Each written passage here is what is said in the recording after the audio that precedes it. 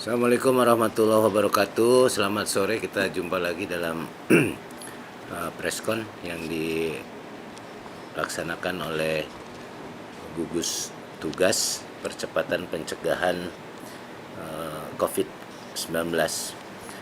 Untuk ini saya akan langsung ke update data ya. Ini dari data yang diterima pada hari ini, bahwa untuk data COVID-19 di Provinsi Jawa Barat itu yang positif masih di posisi 540, kemudian yang meninggal 52 orang, dan yang sembuh alhamdulillah ada kenaikan, ini menjadi 23 orang dari kemarin 22 orang. Kemudian pasien dalam pengawasan itu dari total laporan hari ini 2.622, telah selesai dilaksanakan 1.192, sehingga yang masih dalam pengawasan itu 1.430. Sedangkan ODP atau orang dalam pemantauan itu total hari ini terlaporkan sebanyak 33.035.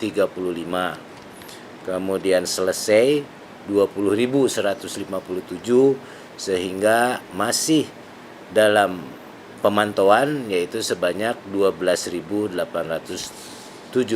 orang.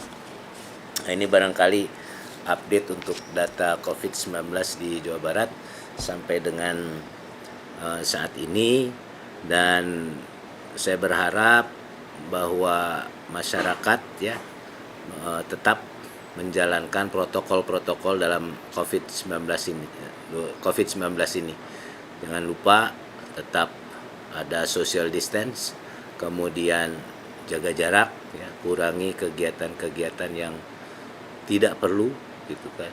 Dan juga jangan lupa cuci tangan, jangan menyentuh muka sebelum cuci tangan, dan jangan lupa pula pakai masker ya. Makanan harus makan yang bergizi, 4 sehat 5 sempurna, dan jangan lupa berolahraga. Karena dengan cara itulah COVID-19 ini bisa kita percepat ya pencegahannya. Kalau kita tidak disiplin, percuma. Semua yang kita usahakan, semua yang kita upayakan tidak akan bisa berjalan, tidak akan bisa mempercepat pencegahan COVID-19 ini. Kita disiplin, kita sadar diri, banyak masyarakat terdampak, empati kita harus ditingkatkan, yang mampu membantu yang lemah. Ini harus terus kita lakukan. Kesadaran seluruh masyarakat, yang berupaya, yang bekerja seluruh masyarakat. Mari kita sama-sama bersama pemerintah, bersama semua elemen masyarakat untuk bisa kita mempercepat penyebaran, pencegahan COVID-19 ini supaya bisa segera hilang dari Jawa Barat ini khususnya, dan umumnya dari seluruh Indonesia ya. Dan untuk diketahui juga bahwa saat ini Pak Gubernur sedang berkeliling di wilayah Bodebek ya untuk memantau pelaksanaan hari pertama pemberlakuan pembatasan sosial berskala besar di wilayah Bodebek. Mudah-mudahan PSBB di wilayah ini bisa berjalan lancar, karena ini merupakan salah satu cara, salah satu metode untuk bisa mencegah penyebaran daripada COVID-19 ini. Saya kira informasi untuk hari ini itu yang dapat saya sampaikan. Barangkali ada yang ditanyakan, silakan.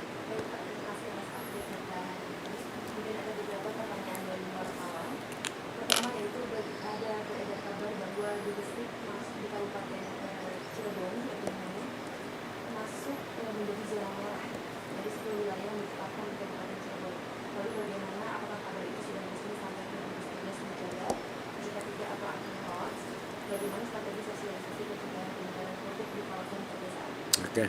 Jadi sampai saat ini ya, dari informasi yang saya terima belum ada laporan resmi masuk mengenai apa yang terjadi di Kecamatan Ciledug ya, Kabupaten Cirebon. Nanti akan kami telusuri. Yang jelas bahwa pencegahan penyebaran COVID ini kita sosialisasikan kepada seluruh masyarakat, termasuk juga di desa. Ya, kita sosialisasikan, kita menggunakan para kepala desa, LMD, LKMD, lembaga-lembaga yang ada di desa, kita sosialisasikan dan kita minta mereka juga bisa mensosialisasikan kepada masyarakat di pedesaan. Saya kira melalui poster dan sebagainya itu sosialisasi untuk bisa mengedukasi masyarakat khususnya di pedesaan.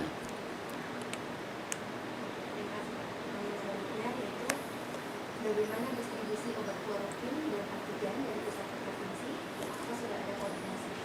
Ini yang saya terima informasinya di pusat juga masih proses pengadaan dan saya cek di Dinas Kesehatan kita masih terus berkoordinasi dengan pemerintah pusat. Jadi sampai saat ini belum ada belum sampai ke Jawa Barat. Selanjutnya Pak, soal tenaga medis, ada berapa tenaga medis di Jabar yang mendapatkan insentif dari alokasi sebesar 17,6 miliar dan apakah ada data tenaga medis yang hilang?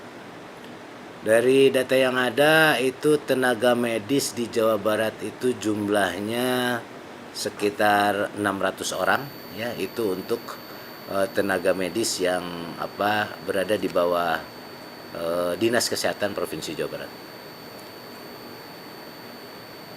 Kalau begitu, di tengah pandemi ini apakah ada sanksi dari ASN Pemda Provinsi Jabar yang Kita masih menjabarkan itu ya.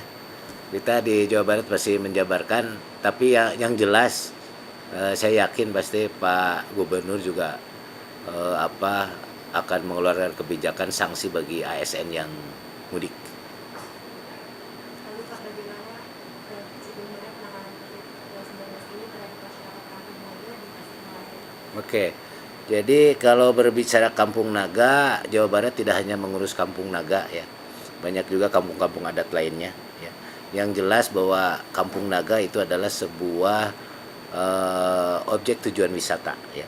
Jadi untuk objek tujuan wisata kita dari pihak Provinsi Jawa Barat sudah menghimbau ke kabupaten kota untuk bisa menutup ya objek-objek wisata dengan harapan bisa mengurangi pergerakan orang ya, bisa mengurangi tentunya penyebaran daripada COVID-19 ini. Termasuk juga Kampung Naga yang saya dengar itu sudah sudah sementara ini sudah ditutup oleh tentunya pemerintah Kabupaten Tasik ya. Hari ini publik sendiri sudah memperlakukan PSBB pertama. Bagaimana apakah ada kabar dari Kementerian Publik di sana lalu evaluasi sejauh ini walaupun belum selesai? Ya, walaupun belum selesai tapi saya dengar memang terjadi di sana penurunan volume kendaraan yang masuk Bogor. Contohnya tadi ada disampaikan misalnya yang memasuki gerbang tol Ciawi ya, itu menurun sampai 50% gitu kendaraan yang masuk ke sana. Saya kira ada penurunan lah kendaraan yang masuk ke wilayah Bodebek. Lalu dengan diberlakukannya PSBB di 5 wilayah ini yaitu Bodebek, bagaimana Bapak menjelaskan warga koalisi penanganan penyebaran COVID ini? Karena kan sebelumnya untuk mengajukan itu harus disertai kajian epidemiologi. Oke. Jadi sepanjang PSBB ini berjalan sesuai dengan yang diharapkan, artinya disiplin, pergerakan orang kurang, ya, masyarakat bisa melaksanakan itu. Ada beberapa sektor, ya, sektor pekerjaan itu ditutup dan sebagainya. Proyeksinya itu seharusnya bisa berkurang sampai 50%, ya, angka penyebarannya. Artinya bahwa para penderita yang positif ini harusnya bisa menurun. Kalau misalnya rata-rata setiap hari itu ada kenaikan 30 orang, harusnya bisa menurun sampai 15 orang, terus turun. Kuncinya sekali lagi tadi bahwa masyarakat harus bisa mengikuti prosedur protokol yang terkait dengan pemberlakuan PSBB ini, ya. Kalau misalnya masyarakat tidak melakukan itu, saya kira proyeksi tadi mungkin tidak akan tercapai. Ya. Jadi mudah-mudahan memang saya katakan tadi di awal PSBB ini merupakan sebuah metode ya untuk bisa menurunkan ya, bisa mencegah penyebaran daripada COVID-19 ini. Selanjutnya Pak, dana transfer pusat ke daerah Bapak salah satunya untuk penanggulangan COVID. Lalu bagaimana dampaknya pada APBD Jabar terutama untuk penanggulangan COVID? Lalu juga bagaimana sejauh ini target realisasi APBD dan untuk mengantisipasi pendapatan yang berkurang dalam kondisi pandemi ini, Pak? Ya tentunya kita sudah memperhitungkan ya, dengan adanya penurunan dana transfer jelas itu pasti akan berdampak pada pendapatan daerah. Pendapatan daerah akan turun ya. Termasuk juga misalnya pendapatan asli daerah. Namun yang jelas bahwa dengan adanya penurunan ini sampai dengan saat ini kita tidak mengurangi ya rencana belanja untuk pencegahan COVID-19 ini ya. Kemudian juga kita sudah melakukan analisa-analisa dan laporan dari Dinas Pendapatan bahwa memang pendapatan menurun dari yang ditargetkan tahun ini ya. Dari perolehan kita yang terbesar misalnya dari pajak kendaraan, kemudian juga pajak penjualan kendaraan itu ada penurunan ya, artinya tidak tercapainya target. Nah, namun jika kita lihat di periode bulan dari Januari sampai Maret ini kita masih melihat bahwa pendapatannya stagnan. Artinya stagnan itu masih pendapatannya sama dengan periode yang sama pada pendapatan tahun yang lalu. Antisipasi kita? Antisipasi kita tentunya kita sudah menyiapkan beberapa kegiatan, beberapa program yang sesuai dengan arahan atau aturan yang dikeluarkan oleh Menteri Dalam Negeri, yang dikeluarkan oleh Menteri Keuangan. Kita mengurangi beberapa belanja ya. Beberapa belanja yang dianggap dan sesuai aturan itu memang bisa dikurangi ya. Saya kira dengan adanya COVID-19 ini bukan hanya di Pemda Jabar, ini di seluruh dunia. Ekonomi akan terpengaruh untuk seluruh dunia. Untuk itu saya harapkan kepada seluruh masyarakat, seluruh elemen masyarakat, mari kita bekerja bersama-sama, saling bahu-membahu, saling bantu-membantu, tidak saling menyalahkan, supaya kita bisa bekerja bersama-sama.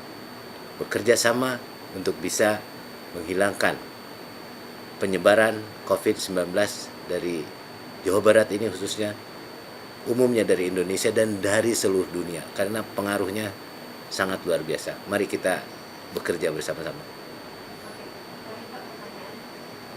Sudah sebelumnya ada juga kira-kira mengenai aktivitas sementara dari tenaga medis. Ya. Apakah hari ini sudah ada update berapa yang tinggal di sana, sudah berapa lama, lalu selain PMR ada hotel lain yang menjadikan tempat untuk tenaga kesehatan? Oke. Jadi sampai hari ini saya belum terima update ya, sudah perkembangannya sudah berapa orang yang tinggal di sana. Jadi yang data yang di saya masih ada sekitar 40 ya, 40 orang yang tinggal di sana.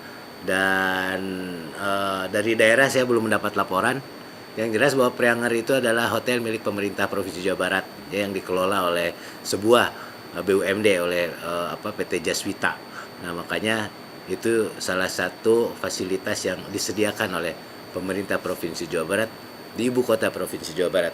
Jadi dari daerah-daerah lain saya belum menerima laporan ya, apakah ada bupati atau wali kota melakukan hal yang sama seperti Jawa Barat ya, menyediakan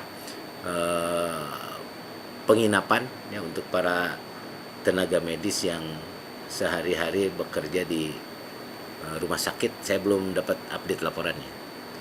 Untuk pertanyaan cukup sekian, Pak. Terima kasih. Baik, terima kasih untuk semuanya. Selamat sore. Mari kita bersama-sama bekerja untuk bisa mempercepat ya pencegahan penyebaran COVID-19 dari Jawa Barat. Jabar juara.